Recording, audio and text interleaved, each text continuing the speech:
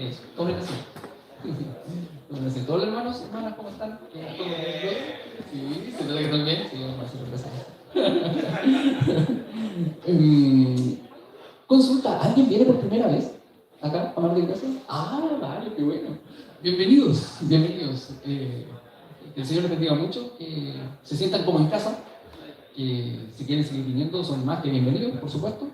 Y ahí, bueno, ya hubo el espacio de la conversaría, pero al final, al salir también, reciban un abrazo de los demás hermanos y compartamos el cariño, el amor, la amistad en conjunto.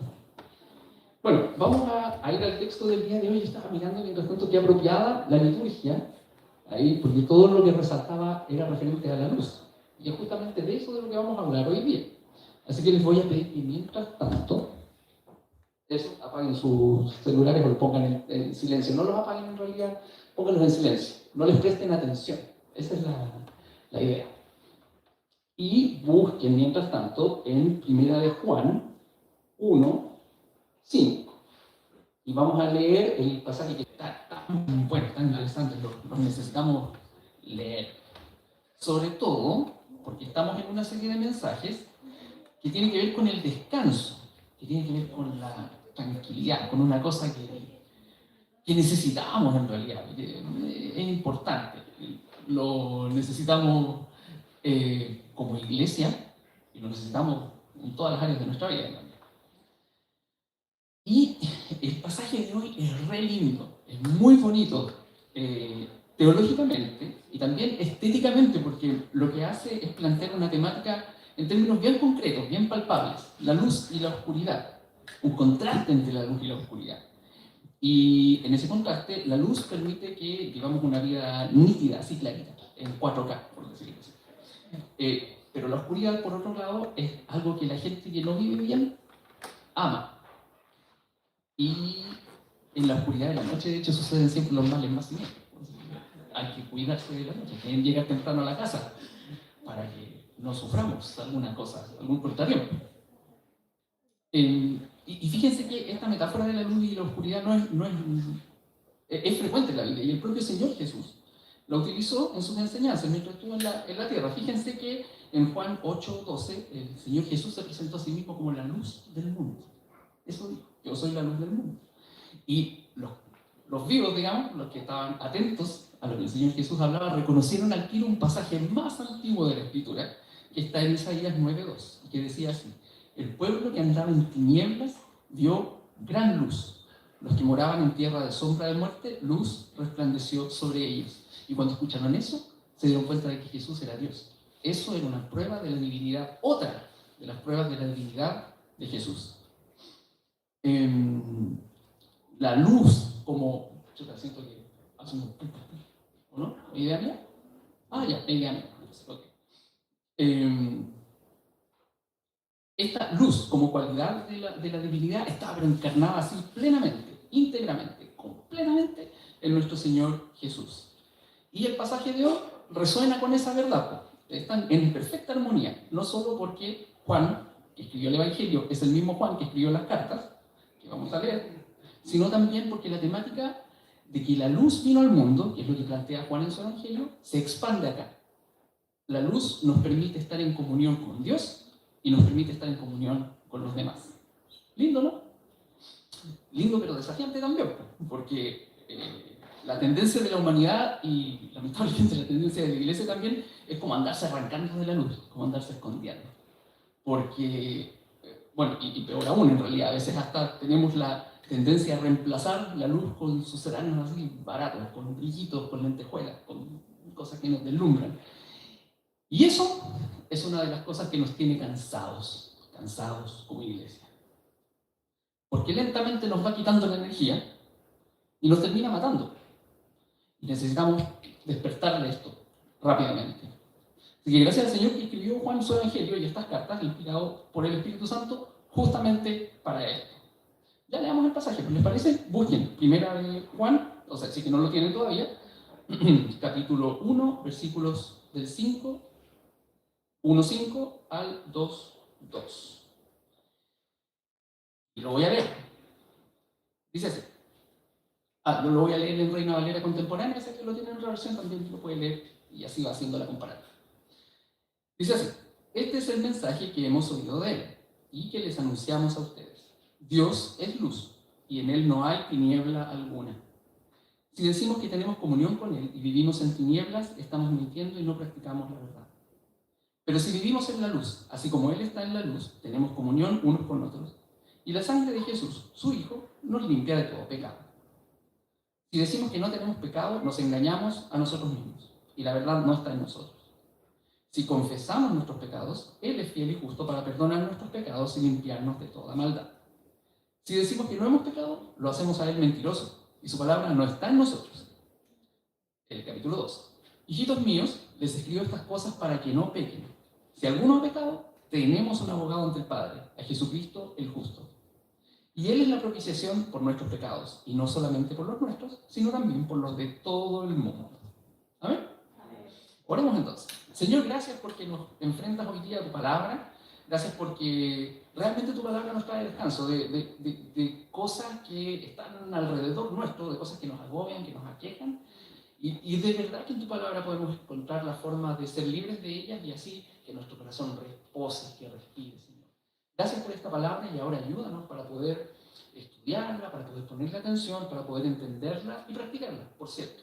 Señor, que todo lo que hable yo, Señor, esté conforme a tu escritura. Señor, que sea tu Espíritu Santo el que me dirija. Y que a tu iglesia, Señor, y a todos nosotros como comunidad, Señor, nos permitas vivir en estas verdades, Señor. Gracias una vez más por estar con nosotros y por darnos este privilegio de predicar libremente tu palabra y de escucharla en libertad. En el nombre de Jesús, amén. Hay varias cositas de este pasaje que nos hacen descansar y las vamos a ir viendo. Pero la primera que tenemos que resaltar es la que dice el versículo 5. Dios es luz y en él no hay tiniebla alguna. Dios es la luz, nadie más que él. Nada ni nadie más que él. Quizás a nosotros estas palabras como que no nos suenan al mismo volumen que les sonaban a estos cristianos del primer siglo, a los cuales están dirigida la carta de Juan. ¿Por qué? Porque ellos estaban sometidos y expuestos, y yo me imagino que en la predicación pasada que realizó Carlos también lo mencionó, de que estaban expuestos a dos amenazas más o menos cototas en ese tiempo. Una era el gnosticismo y la otra era el judaísmo. ¿Y qué pasaba con esto? Que los gnósticos, que todavía existen entre paréntesis, de hecho hay una congregación gnóstica ahí cerca donde estaba Starken ahora, por si alguien lo cacha. Bueno, estos gnósticos lo que hacían era relacionar el concepto de la luz, pero con el conocimiento. Entonces distorsionaban la cosa, haciendo pensar a la gente que se podía vivir el Evangelio de una forma real, sabiendo más cosas, sabiendo más que los demás, teniendo como un conocimiento especial de la vida y de la realidad y un montón de cuestiones. Pero Juan lo que está haciendo aquí es ponerle freno a esa distorsión. Por eso es que a ellos les sonaba el volumen en 11, es decir, estas palabras que dice Juan, que Dios es la luz. Porque la luz no es el conocimiento, como decían ellos, ni tampoco es una vida de cumplimiento perfecto de rituales y tradiciones, como podrían decir los judaizantes, que era la otra amenaza que tenían estos cristianos. Entonces Juan le pega en las canillas a estos ídolos, los derriba con estas palabras y aprovecha también de derribar los nuestros hoy día, porque para nosotros igual es una amenaza el pensar que el conocimiento que tenemos de la Biblia, del cristianismo, o que la sabiduría que podamos tener, o que la perfección pretendida de nuestra vida nos podría guiar, que podrían ser sucedáneos de la luz. Y no es así. Juan nos pone los pies en la tierra al respecto de estas cosas. Por eso es que nosotros no veneramos a personas, o a grupos, o a ideologías como referentes de santidad, o de moralidad, o de buen comportamiento. Nosotros las buscamos directamente en la Escritura, escudriñando el carácter perfecto, justo, recto de Dios que está revelado ahí. ¿Son la Escritura? ¿Les suena? Eso significa buscar cómo es el carácter de Dios en la Escritura. Pero Juan además dice otra cosita. Además de decir que Dios es la luz, dice que en Él no hay tiniebla alguna.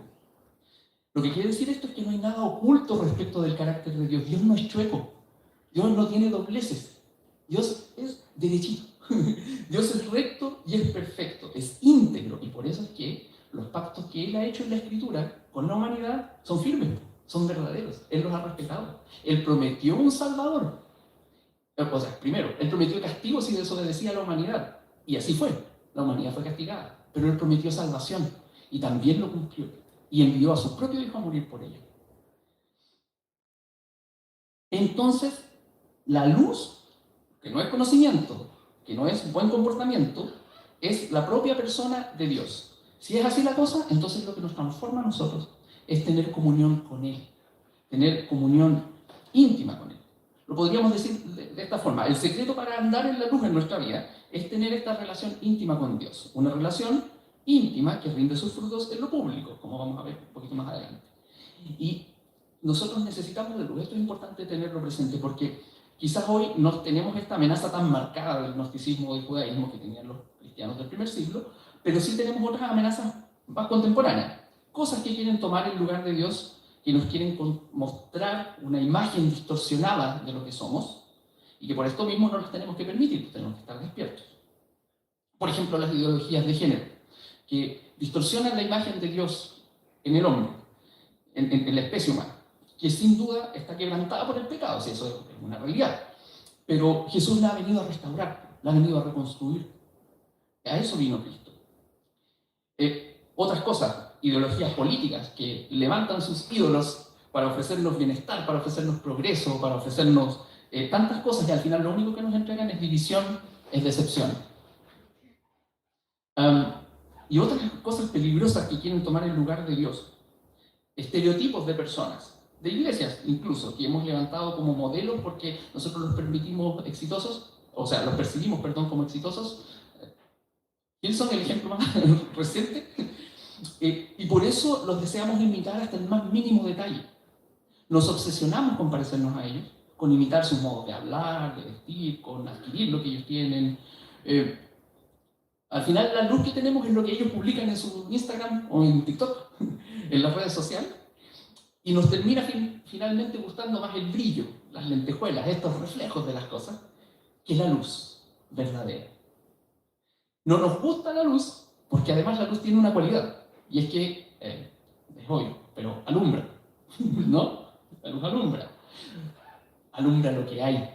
Entonces exhibe tal cual las cosas como son. Y no nos gusta mirarnos tal como son. No nos gusta. Menos en este tiempo donde casi la principal misión en la vida es generar una imagen, construir una imagen de lo que somos. Y finalmente, de tanto enfocarnos en estos brillos, en estos reflejos, terminamos perdiendo la capacidad de reconocer la luz. Así que aquí hay una invitación también, a que no nos obsesionemos con lo superficial de este mundo, y que en vez de ello volvamos a la luz de verdad. No cambiemos la luz, que es la presencia del Dios, de la presencia del Dios vivo, por los sucedáneos o por las imitaciones baratas que nos ofrece este mundo, este tiempo. Entonces, ¿hay un secreto para esto? Sí, claro que lo hay, pero el Señor lo reveló. Vivamos una vida cotidiana de devoción, pacífica, íntima, tranquila. Busquemos conocerle al Señor en los términos de la invitación que Jesús nos hace en la oración de Mateo 6, versículo 6. ¿Qué nos dice ese versículo? Pero tú, cuando ores, entra en tu aposento y con la puerta cerrada, ora a tu Padre que está en secreto. Y tu Padre que ve en lo secreto te recompensará en público. Linda invitación que nos hace el maestro, ¿no? Bueno, ese es el primer punto que hay que resaltar para poder descansar realmente a partir de estos versículos. Que Dios es la luz y nada más que Él. Pero el segundo punto es que para tener comunión, que es el tema central de este pasaje y de la carta de Juan también, o uno de los temas centrales, tenemos que andar en luz, tenemos que tener la luz prendida, podríamos decir. Le voy a hacer una pregunta. ¿Usted ha alojado en casa ajena alguna vez? ¿Sí? Yo sí. Sí, he alojado en casa ajena. Creo que la mayoría de nosotros. Pero en una casa donde no hay tanta confianza, ¿le ha tocado la necesidad irrefrenable de ir al baño en la noche? ¿Le ha tocado? Hoy hay que ver que es difícil. Hay que ver que es difícil ir al baño en la noche en casa ajena. No, ni le cuento. Pueden suceder las cosas más insospechadas. Ahora, quizá ahora es más fácil porque tenemos teléfonos que prendemos la lámpara, ¿no? La linterna y podemos avanzar tranquilamente, pero sigue siendo una prueba complicada. Bueno, para eso es la luz, ¿no es cierto? Para mostrarnos por dónde nos movemos, para mostrarnos en dónde estamos, para orientarnos, para andar sin tropezar, o por lo menos, si les pasa como a las personas que somos un poco torpes, para saber con qué chocamos, si que chocamos igual a pesar de tener luz. Fíjense lo que dice nuevamente el verso 6 de 1 de Juan 1, lo voy a leer nuevamente. O que alguien lo lea mejor, el versículo 6 de 1 de Juan 1. Versículo... me perdí. 6 y 7, perdón. ¿Quién lo puede leer? Ya, si decimos que tenemos comunión con Él, estamos en tinieblas, mentimos y no practicamos la verdad. Ajá, perdón. Pero si andamos en luz, como Él está en luz, tenemos comunión unos con otros, y la sangre de Jesucristo, su Hijo, nos limpia. Gracias. Aquí el Señor nos pone en un aprieto, porque nos pone en un escenario donde no hay medias tintas. O sea, o estamos en comunión o no. O estamos en comunión o mentimos. Oh, qué terrible. Y estamos hablando no solo de comunión con Dios, estamos hablando de comunión con los hermanos, de unos con otros. Entonces, el texto nos está enseñando que hay que estar en la luz para poder estar en comunión. Pero hay que ver lo difícil que es asumir esto, porque en el fondo, en estos tiempos, eso es una patada directo al hígado de nuestro ego. Directo. La misma escritura lo dice en Efesios 5:13, que cuando las cosas todas son expuestas a la luz quedan de manifiesto, porque la luz lo manifiesta todo. La luz de Dios, Dios mismo nos exhibe tal como somos delante de Él y también delante de nuestros hermanos. Nos muestra con todas nuestras virtudes, que las tenemos, y nuestros defectos, que tenemos muchos. Nos muestra una imagen real de lo que somos, que no somos superpersonas y que realmente no hay mucho que rescatar en nosotros. Somos criaturas distorsionadas completamente por el pecado. Otra cosa que creemos también es que somos depravados totalmente, ¿no es cierto? Que el pecado nos destruyó de tal manera que no tenemos capacidad de escoger lo bueno.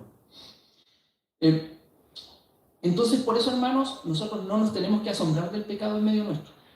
Y esto es importante recordarlo. Porque la única forma en que podemos permanecer en Cristo, en una fe verdadera, es que su luz nos deje al descubierto a nosotros, para que su sangre nos limpie de todo pecado. ¿No es cierto? A veces quisiéramos que la vida cristiana fuera livianita, ¿no? Que fuera como más sencilla, que no tuviera tanto drama.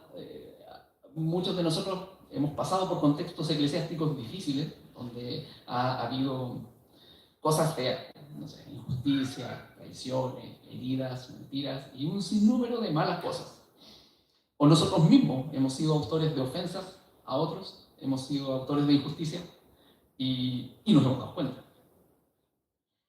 Pues bien, si nosotros queremos vivir un evangelio de verdad, nosotros tenemos que dejar que la luz nos alumbre para que seamos vistos y nos veamos tal como somos, para que de esa forma andemos sin dobleces y para que podamos experimentar constantemente el perdón de Jesús, porque esto es constante, no es una sola vez. El texto lo que nos describe es una realidad que es continua, en donde estamos enfrentándonos al pecado, en donde estamos fallando, pero en donde estamos siendo restaurados, donde estamos siendo perdonados por Dios y estando en comunión con nuestros hermanos. Hay un montón de exhortaciones del apóstol Pablo en todo el Nuevo Testamento que apuntan a hablar verdad con el prójimo, a ser derechos, a ser rectos en la forma de vivir, a ser justos, a ser fieles, y por supuesto que esas son las cosas que tenemos que hacer. Esas son las cosas que tenemos que enfatizar.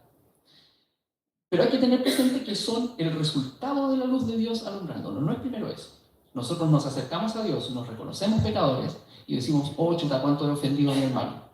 Y por eso voy y trato de restaurar lo que he ofendido a mi hermano. Pido perdón y trabajo para que las cosas cambien.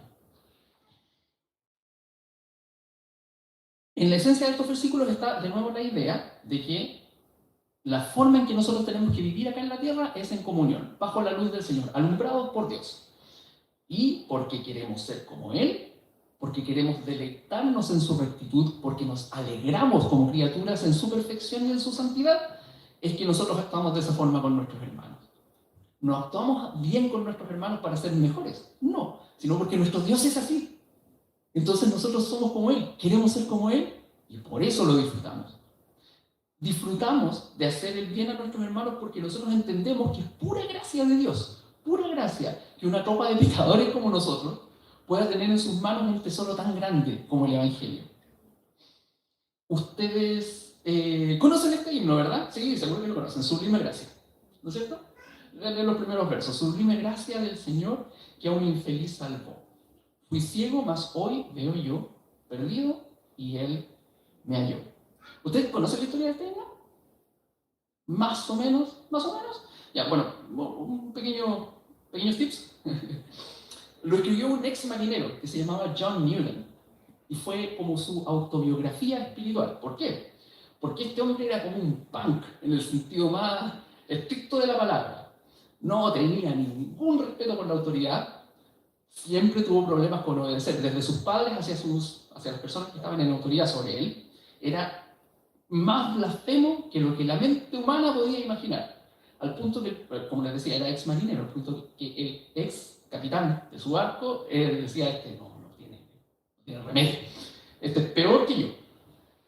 Bueno, después de haber desertado de la Royal Navy de Gran Bretaña, este hombre ingresó al mundo del tráfico de los esclavos y se transformó en un esclavista. Pero en medio de una tormenta terrible, una experiencia al borde de la muerte lo dejó marcando ocupado. Lo puso a pensar en si alguien como él era merecedor de la gracia de Dios.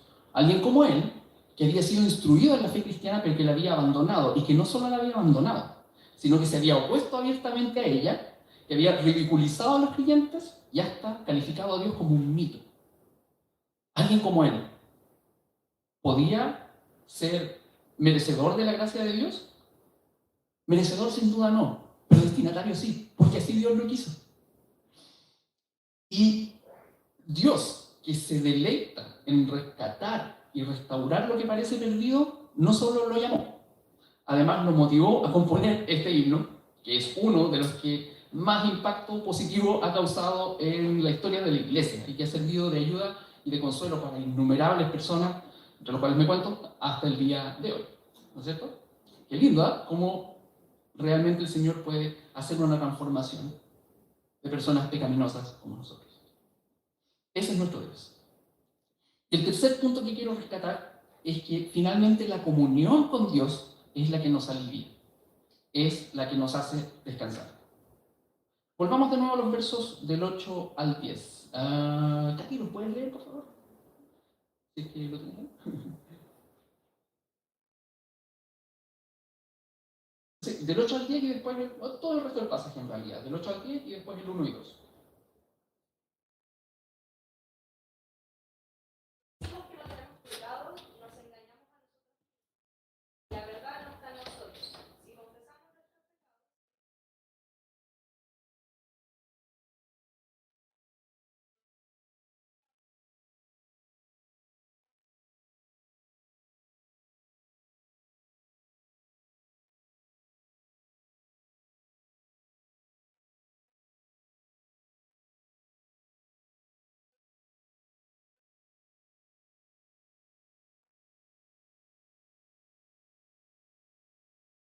Muchas gracias.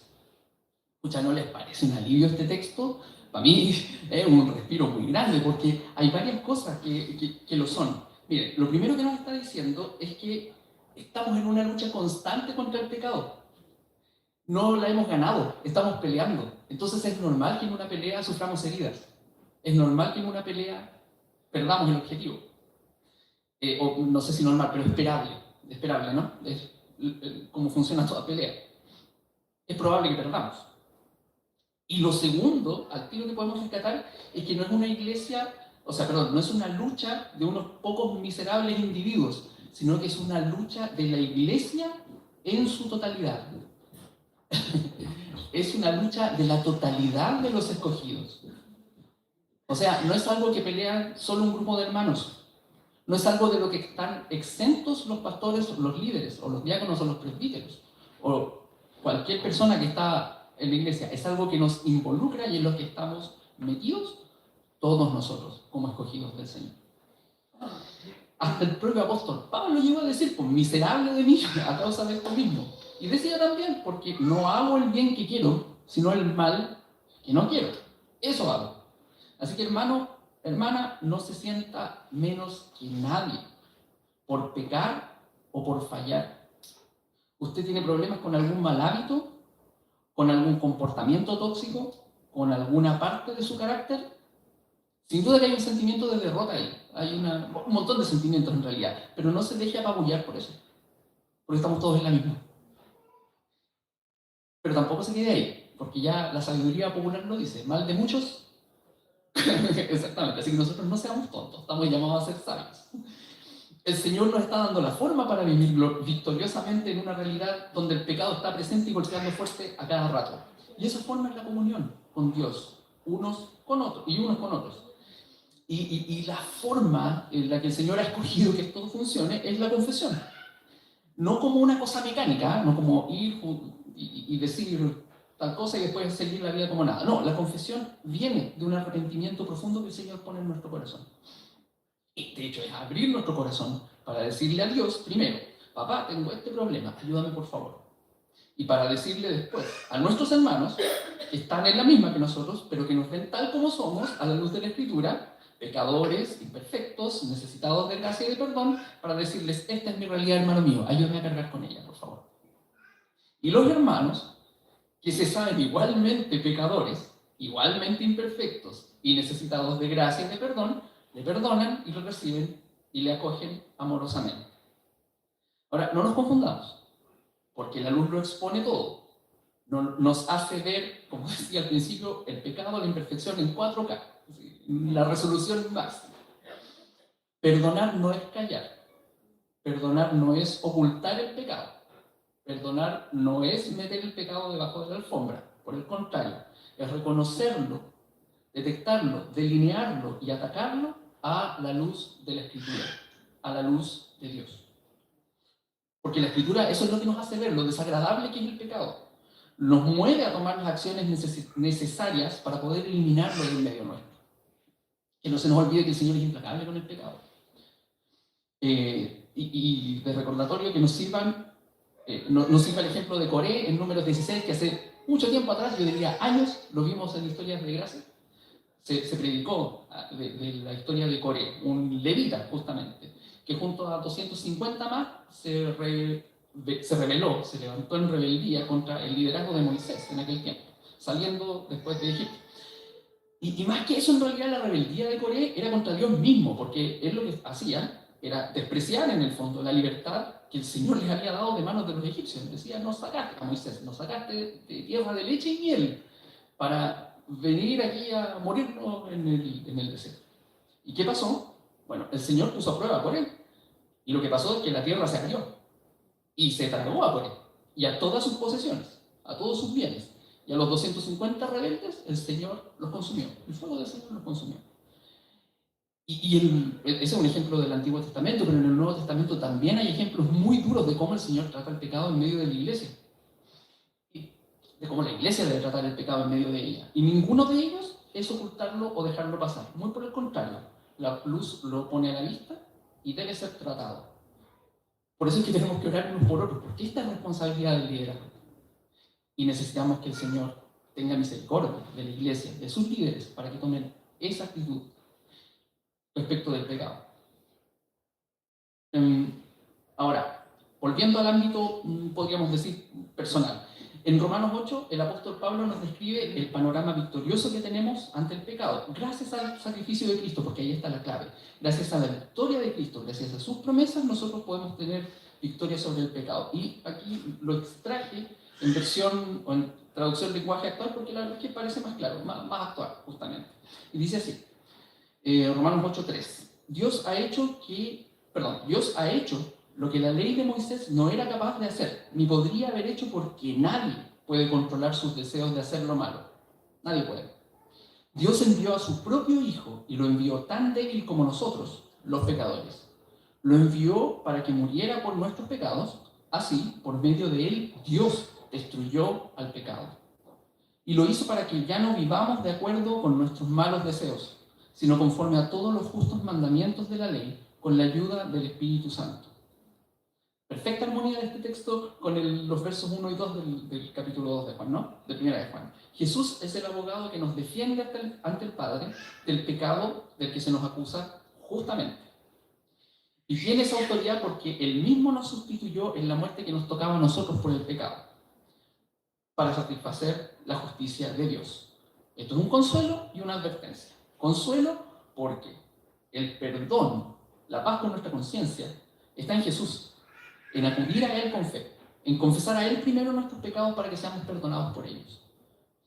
Y es una advertencia porque no tenemos caminos alternativos para llegar a la comunión.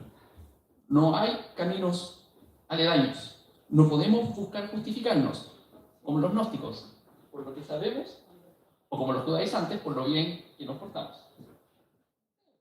Creo que sí.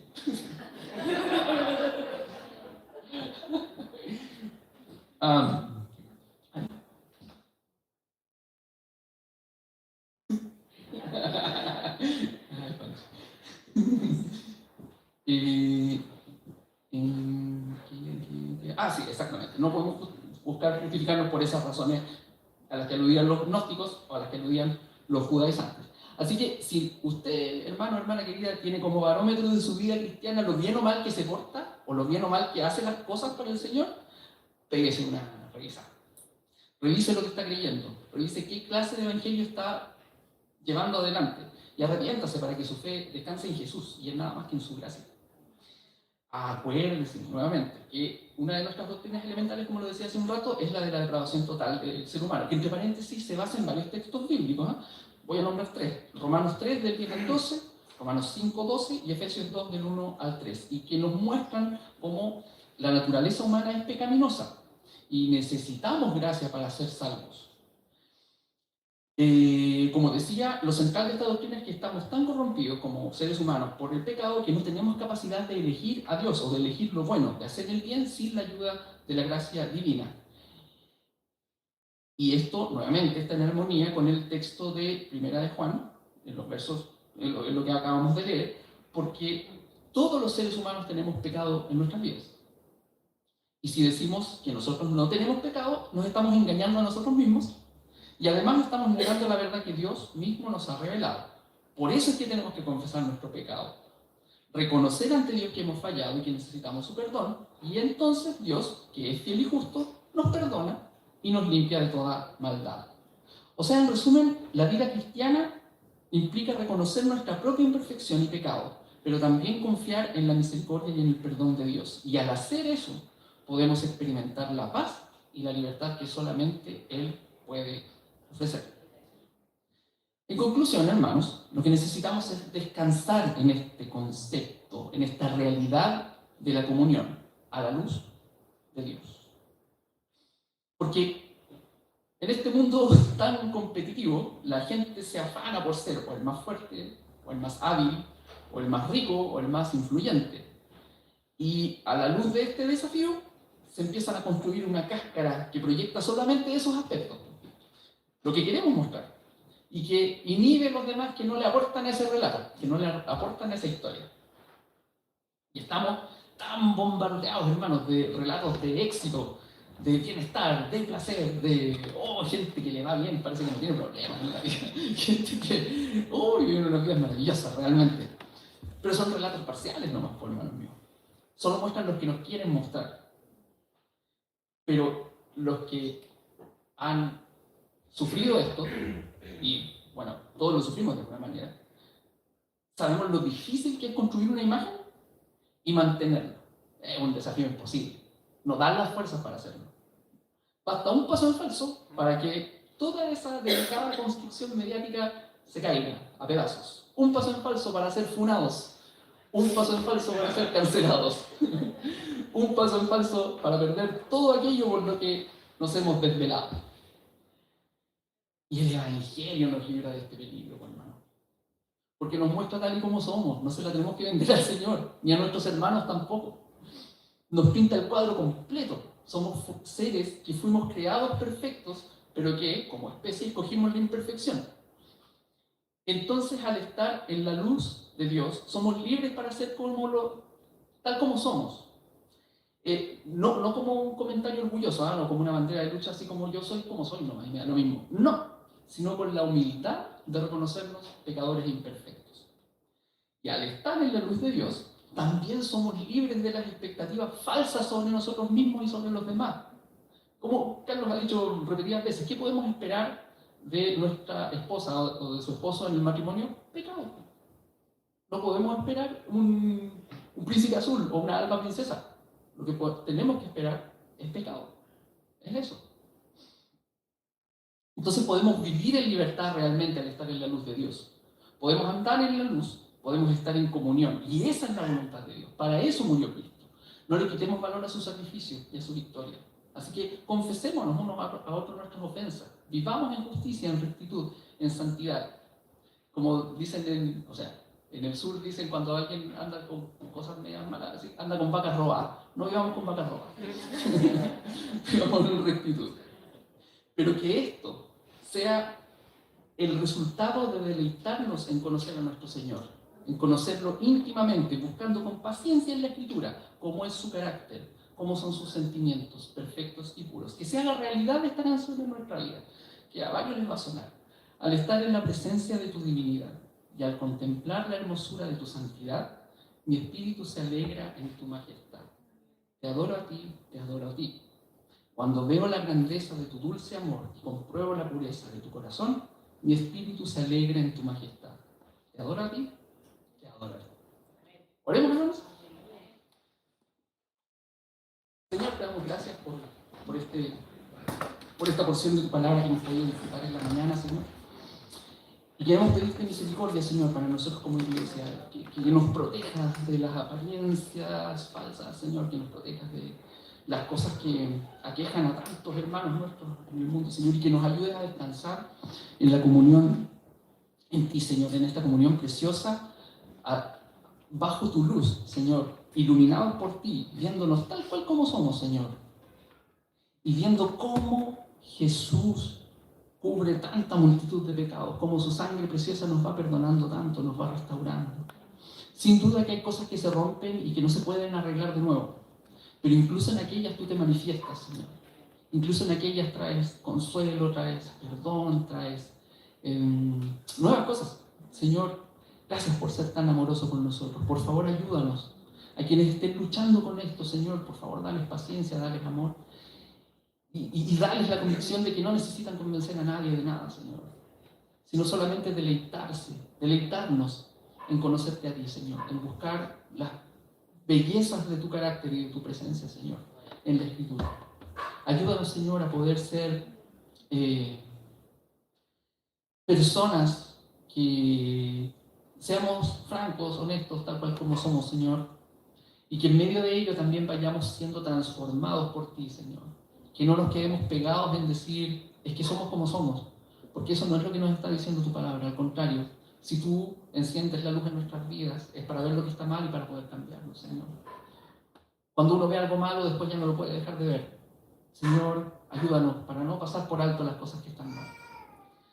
Señor, ayúdanos y como iglesia protégenos para que podamos vivir un evangelio ajustado al evangelio, Señor, un evangelio verdadero, que podamos disfrutar con alegría de todas las formas de expresar el gozo, Señor, de todas las formas de expresar lo mucho que te amamos y lo mucho que disfrutamos la vida, Señor, pero que en el centro siempre estés tú, Señor, para que podamos realmente llevar adelante esto y no morirnos en el intento, no perder la energía, no desmayar, Señor, y no terminar todos quebrados. Por favor, protégenos, protege a tu iglesia, protege a los líderes que has puesto acá, Señor, y ayúdanos para ser renovados a cada momento, con tu belleza, Señor, que es más sublime que cualquier cosa. En el nombre de Jesús te alabamos, Señor. Amén.